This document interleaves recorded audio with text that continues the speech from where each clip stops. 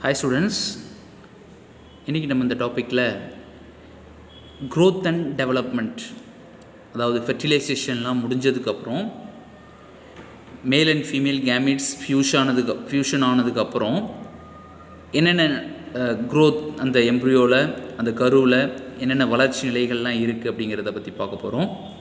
அதில் நம்ம ஃபஸ்ட்டு பார்க்க போகிறது போஸ்ட் ஃபெர்டிலைசேஷன் சேஞ்சஸ். ஃபெர்டிலைசேஷன் முடிஞ்சதுக்கப்புறம் என்னென்ன மாற்றங்கள்லாம் வரப்போகுது. In the case of fertilization does occur, the resultant zygote move down oviduct into the uterus. இப்போ ஃபெர்டிலைசேஷன் முடிஞ்சதுக்கப்புறம் இந்த ஜைகோட் அப்போ எக், அது முன்னாடி வரைக்கும் எக்காக இருந்தது, இப்போ ஜைகோட்டாக மாறிடுச்சு. Fusion of male and female gametes fusion ஆனதுக்கப்புறம் அது ஜைகோட்டாக மாறிடுச்சு. இந்த zygote move down the oviduct, இந்த ஃபிலோபியன் டியூப்னு சொல்லுவோம் பார்த்தீங்களா, அங்கேருந்து எங்கே வருது, யூட்ரஸ்க்கு வந்துடுது. While simultaneously dividing repeatedly in a ball of cells. இப்போ அங்கே அந்த ஜைகோட் ஸ்டேஜிலேருந்து ஓவிடக்ட் வழியாக வரும்போதே அது அந்த ஒரு பால் லைக் ஸ்ட்ரக்சர்ஸாக மாறுது. இப்போ நீங்கள் இந்த பிக்சரில் பார்த்தா தெரியும் உங்களுக்கு. ஓகே, இப்போ இங்கே ஃபெர்டிலைசேஷன் முடிஞ்சதுக்கப்புறம் இப்போ நிறைய இங்கே செல்ஸ் டிவைட் ஆகிட்டு ஒரு பால் லைக் ஸ்ட்ரக்சராக நமக்கு கொடுக்குதுன்றதை நம்ம பார்க்குறோம். It Ching's the hollow bit in the uterus lining within a week times. Okay, அப்போது எங்கே வந்து சிங்க் ஆகுது, எங்கே வந்து சேருதுன்னு பார்த்தீங்கன்னா இந்த யூட்ரஸுடைய வால். இந்த வால்க்கு என்ன பேர்னு சொல்லுவோம் பார்த்தீங்கன்னா எண்டோமெட்ரியம். ஓகே, இந்த வாலை எண்டோமெட்ரியம் சொல்லுவோம். மையோமெட்ரியம், இது பெரிமெட்ரியம். இப்போ இந்த இடத்துல வந்து என்ன ஆகிடுது, இந்த ஃபெர்டிலைஸ்ட் ஓம், அதாவது ஜைகோட் இங்கே வந்து இம்ப்ளான்ட் ஆகுது. This called implantation at the state after implantation is known as pregnancy. Okay, இந்த இம்ப்ளான்டேஷன் இங்கே பதிஞ்சதுக்கு அப்புறம் தான் நம்ம அதை என்னென்னு சொல்லுவோம், ப்ரெக்னன்சி அப்படிங்கிற ஒரு வார்த்தையில் சொல்கிறோம். சரிங்களா? The ball of cells grow into embryo. Okay, இந்த செல்ஸ் தான் என்னவாக மாறுது, எம்ப்ரியோவாக மாறுது. In next few weeks the cells embryo multiply and start developing in different kind of tissues. அப்போ இதில் இருந்து தான் நிறைய டிஷ்யூஸ் உருவாகுது. அதுக்கப்புறம் ஆர்கன்ஸ், அதுக்கப்புறம் ஆர்கன் சிஸ்டம்ஸ். அப்போ எந்தெந்த ஆர்கன்ஸ் உருவாகணும், பிரெயின், ஹார்ட், லங்ஸ், கிட்னி, இந்த மாதிரி ஆர்கன்ஸ் உருவாகுது. அதுக்கு உண்டான ஆர்கன் சிஸ்டம்ஸ்லாம் உருவாக ஆரம்பிக்குது. Gradually the embryo grows and looks like a maintain human beings. அதுக்கப்புறம் நல்லா வளர்ந்ததுக்கப்புறம் ஒரு மனித உருவத்தை அதுக்கு கொடுக்க ஆரம்பிக்கும். இதுதான் நம்ம என்னென்னு சொல்லுவோம், ஃபீட்டஸ்ன்னு சொல்லுவோம்.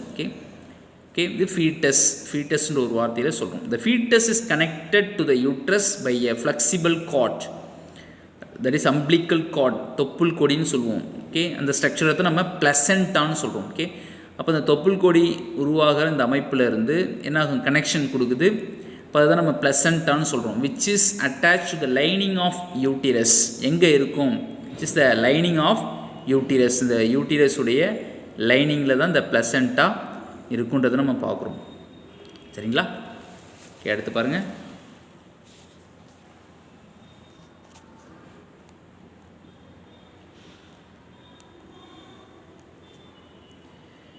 The embryo obtains nutrients and oxygen from mother's blood through placenta. அப்போது இந்த placenta அப்படிங்கிறது என்னென்னு பார்த்தீங்கன்னா, இந்த எம்ப்ரியோவுக்கு தேவையான நியூட்ரியன்ஸ் அண்ட் ஆக்சிஜன்ஸ் யார்கிட்டருந்து கிடைக்கும், from mother's blood. And also metabolic wastes of the foetus such as carbon dioxide and urea is also remove through placenta. அப்போ பிளசண்டா உருவான உடனே நியூட்ரியன்ஸ், ஆக்சிஜன்ஸ் மதர்ஸ் பிளட் வழியாக, பிளசண்டா வழியாக மதர்ஸ் பிளட்டிலேருந்து நுழையிறதும், அதேமாதிரி metabolic wastes பாடியில், அந்த ஃபீட்டஸுடைய பாடியிலேருந்து உருவாகிற அந்த metabolic wastes, carbon dioxide, urea, இது எல்லாமே இந்த பிளசண்டா வழியாக தான் ரிமூவ் ஆகுதுன்றதை பார்க்குறோம். The foetus continues to develop inside the uterus for about 9 months. Okay, 9 மாதம் இந்த யூட்ரஸ்லேயே வளருது. And fully formed as the baby grows. The muscular wall uterus stretches to accommodate it. Okay, அது என்ன ஆகுது, பேபி ஃபுல்லாக நல்லா உருவாயிடுச்சு, ஃபார்ம் ஆகிடுச்சு. When baby is fully matured, they are ready for birth. The muscles of uterine walls contract. ஒரு நல்லா வளர்ந்ததுக்கப்புறம் அங்கே இருக்கிற மசில்ஸ் என்ன ஆகுது, யூட்ரைன் வால்வில் இருக்கிற அந்த மசில்ஸ் கண்ட்ராக்ட் ஆக ஆரம்பிக்குது.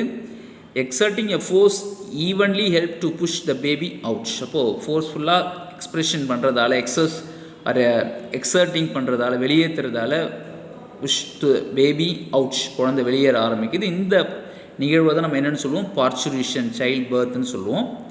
த period of during which the baby develop in mother's womb. இப்போ அந்த யூட்ரஸில் அந்த கரு வளர்கிற அந்த நாட்களை தான் என்னென்னு சொல்லுவோம்னா ஜெஸ்டேஷன் பீரியட் அப்படின்னு சொல்லுவோம். இப்போ ஜெஸ்டேஷன் பீரியட்னா கரு, அந்த பேபி மதர்ஸ் வூம், அந்த கருப்பையில் வளர்கிற அந்த நிகழ்வை தான் நம்ம என்னென்னு சொல்லுவோம், ஜெஸ்டேஷன் பீரியட்னு சொல்கிறோம். சரிங்களா?